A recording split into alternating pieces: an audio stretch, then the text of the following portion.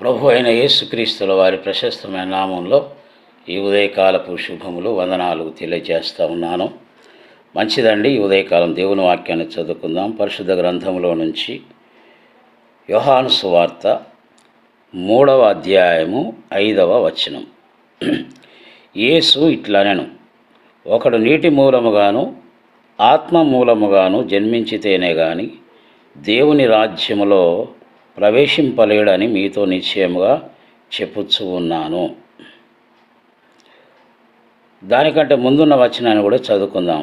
అనగా యోహాను సువార్త 3వ అధ్యాయము 3వ వచనం చదువుకుందాం. అందుకు యేసు అతనితో, ఒకడు కొత్తగా జన్మించితేనే కానీ అతడు దేవుని రాజ్యమును చూడలేడని నీతో నిశ్చయముగా చెప్పుచున్నాను అనెను. గమనించండి ప్రియులారా, ఈ 2 వచనాలలో దేవుని రాజ్యము అనేటువంటి మాట మనకు కనబడుతుంది. తర్వాత క్రొత్తగా జన్మించుట అనేది కనబడుతుంది.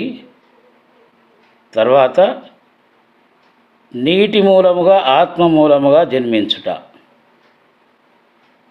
3 విషయాలను ఇక్కడ మనము గమనిస్తూ ఉంటున్నాం. ఈ లోకము మనకెవరికి శాశ్వతము కాదు. ఈ లోకం విడిచిన తర్వాత, ఈ లోకంలో నుండి మనం వెళ్ళిపోయిన తర్వాత మరొక లోకంలో మనము జీవించాలి. అది బైబిల్ చెప్పే సత్యం. అయితే మరొక లోకము అనగా మనకు తెలిసినటువంటి విషయం ఏంటంటే పరలోకము మరియు పాతాళము.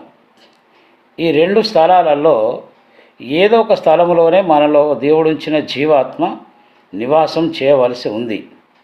అయితే ఆ నిత్య జీవం పొందుకోవాలంటే లేదా పరలోక రాజ్యములో దేవుని రాజ్యములో మనము యుగాయుగాలు గడపాలి లేదా జీవించాలంటే ఒకటి క్రొత్తగా జన్మించాలి అంటున్నాడు.